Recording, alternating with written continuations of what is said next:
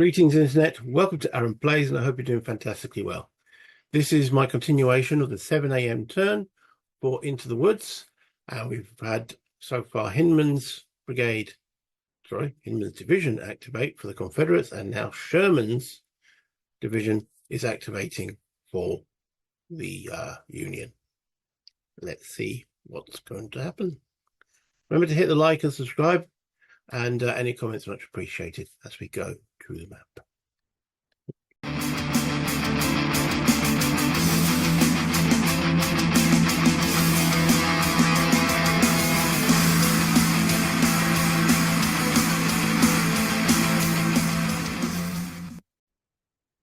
Okay, so Sherman's division, we have to roll to see if it gets any activations at all, even on this first chit.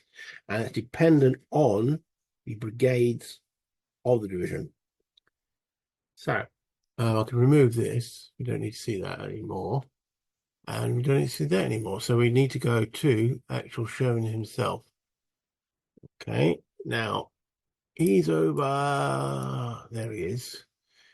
And the brigades we've got McDowell, Hildebrand, and that looks like it. Just the two. Okay. So, and Buckland. Right, so we'll start with McDowell. This is now 1-5. You've got a roll for each of the divisions. So we'll actually start, the roll for the remainder of 5th Division. So there's a roll for 3-5. Let's do 3-5T. 3-5T this one. Okay. That's 3rd Brigade, 5th Division. That's got a different computation to everybody else in 5th Division. Now it says activations. It gets 2 on a 0 to 1. It gets 1 on a 2 to 8. And it gets none on a 9. If I roll so I don't want to know how many they're going to get at this point, other than do they get any at all. So I'm going to roll a dice. Okay. And if the die roll is a 9, it doesn't activate at all. If I roll anything other than the 9, we know at least he's going to get 1 activation. So let's see. Where's the dice? There it is. You're looking over here. It's a 5. So that that brigade is definitely activated. That's Hildebrand. How am I going to show that? I'm going to put a blue marker next to it just to remind me that they are definitely activating now. Now the remainder, Buckland and McDowell will have to roll separately for it because they get 0 activations on a 3 to 9. So they're likely not to actually activate. So let's roll for Buckland. It doesn't say roll for them individually, but should I roll for them? Roll for the remainder of 5T. I think I'm going to roll for both of them as one individual roll. One roll for all of them. When individual units or brigades have fewer activations than other brigades, the player may choose. Okay.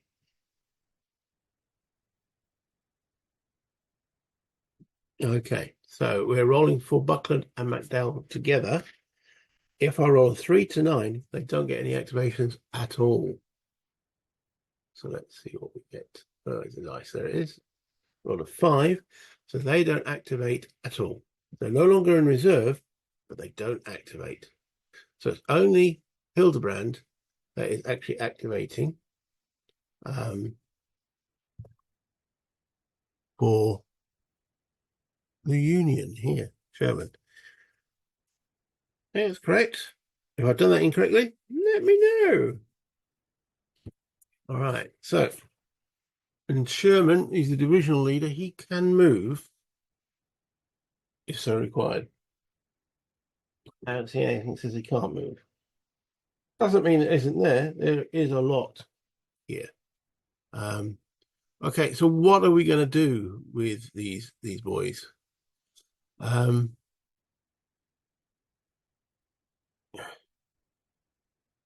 We got this guy here, and we know they've got at least one activation.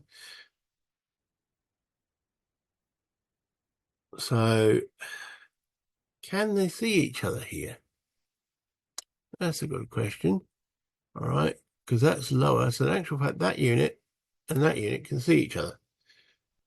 True, he's armed with a musket, which ain't great at that range. It's yeah, -3 to the shot. So is there any point fire in there? No.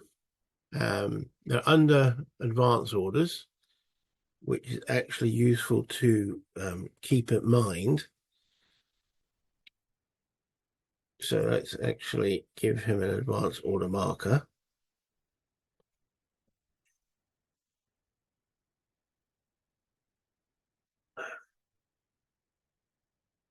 There's so many markers and I can't find it. Okay, I think it might be useful that they actually get ready to defend this stream and also try and bring the 53rd OH. I presume that's Ohio. So we'll start with the 77 Ohio. That's where are we going to go? There we go. So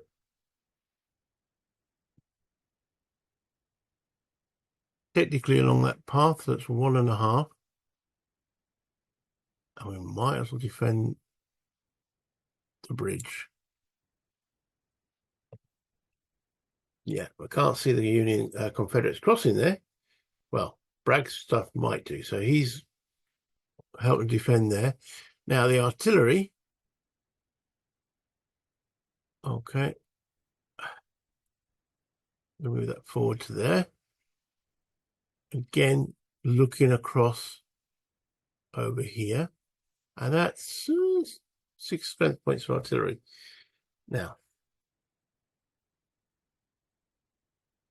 artillery is always under advance orders, so could it fire? Okay, let's just change that move slightly. In fact, it doesn't even really need to move, and you can see all that ground's lower than. So let's actually not move it and have our first artillery shot from here to here. Because they're both on the same elevation. All this ground below them is actually below them. So even these trees aren't affecting, not shooting through any trees. So that battery there can see there. All right, so what guns have we got? So we've got TBs and TAs. So TBs are 3-inch rifles and TAs are older rifles. Got a little A there next to it. Includes reboard James rifles, etc. I love the historical detail they got here. So there's going to be 2 separate shot. Well, they could be combined. Let's have a look. See, the range is 1, 2, 3, 4, 5, 6 hex range. Look at it even tells us that. Yeah. Okay. So at 6 hex range, they are both on a 0 modifier, so they could be combined into one shot of 6. So let's do that.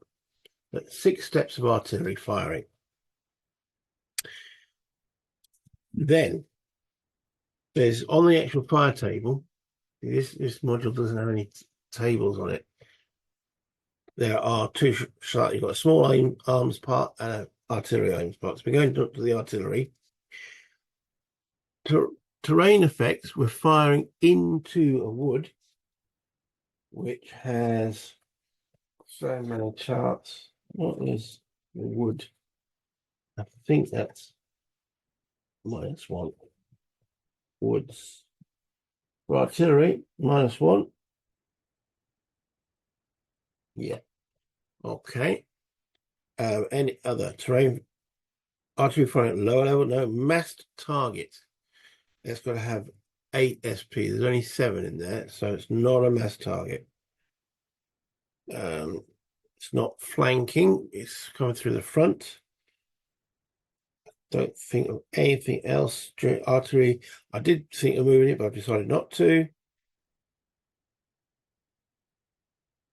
Nope, that looks like it. A -1. So we roll the dice with 6 steps. Roll an 8. That's a good shot. 8 becomes a 7. That's a D +2. So it's a UDD +2 on that unit. Right, so his morale is 7. He rolls an 8. He has failed. And is therefore marked as disordered. So, boom. Okay. And the interact, you see, you can fire or move whichever units in whatever order you wish. All right. I have sort of declared that now as activated, so they're blue. So I'm going to put a blue. I know it's a very sort of palish greenish blue, but there we go. A blue marker to show that they are with Hildebrand. Okay. He's only got, I need to do something with this guy. Now, he could shoot as well. And he could shoot at that guy, which could be interesting. I know it's -3 because of the range of the muskets, but he's out of command range. We want to get him back in command. He's only going to get maximum activations. He's going to get is 1. And I can see these guys, if they get all 4, they're going to be on him like a cheap suit. So I think we're going to need to pull him back whilst we can. Okay. So, right. Mouse has gone crazy again. Which way are we going? That's 3. That's 1. Let me just zoom in a little bit there. Yeah, the terrain is a little bit okay. So that's a gully with a ford across the stream. Yeah, yeah. So, gully across the ford with a stream. Stream ford is no additional. The actual gully itself is +1. It's got a little G there. What is that? If gully reaches 3 or more lines in total, treat each side as the appropriate slopes removal cost. No. Okay, so that's just +1. Okay, let's bring all the units back. So he can change his facing. So he's done 1 so far. Following the trail makes it another 1. Crossing the gully is an arch. That's 3. And let's do a. That's a free change. Still 3 movement points. I think that might be the best place for him. 4, 5.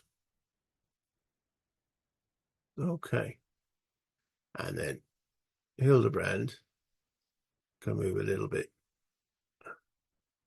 We want to keep him. He's only got a command range of 3. He's a bit. Yeah, I think that is probably the president. Is there any other Hildebrand? Oh, this guy. He was also out of command, so this is going to be his only activation. So we are going to go 1.5, 3, 4.5. That means the guns are going to be firing over their heads. Sure, there's a problem with that, but I can't remember what it is. But they're fired now, so we're done. Okay. Let me double check what's the problem with firing overheads. I have to worry about that when we start worrying about canister, which I think is within 3 hexes, so we can still fire over the heads of those other chaps. Okay, I think that's Hildebrand finished. Can't see any. We could attach this artillery, but we won't. Yeah, that will do. Yeah, that will do. Okay. Let's remove all them.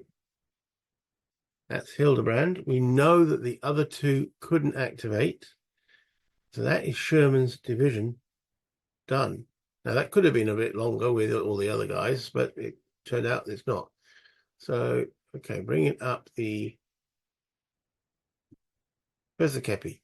Draw pools. There we go. Right. So Sherman goes into the Union. When his next chit comes out, we will have to see. Actually, I'm going to, that's a good point. I'm going to put it there to show that we've had one activation with him. We're drawing out the next activation, which is Prentice. Well, consider the amount of Union and Confederate, but that's useful for Prentice. That is useful. Well, we know he's definitely going to get one activation, so I don't actually have to do my alert schedule roll for him. Yeah, he might even get 3. So we don't actually have to, because this is 6th division. Yeah, right. Yeah, 6th division. So we don't actually have to roll for him as yet, because this is only his first. So let's remove that and remove that. Let's have a quick look at what Prentice is situated. Now, Prentice has got Peabody and Miller.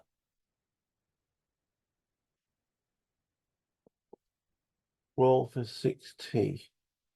Yeah, so they all could get, is it only those 2? Looks like it. Well, I'm not going to do their activation in this video. I'll say that for the next. So let's bring me back up to the top. So quite a few little fiddly rules to remember.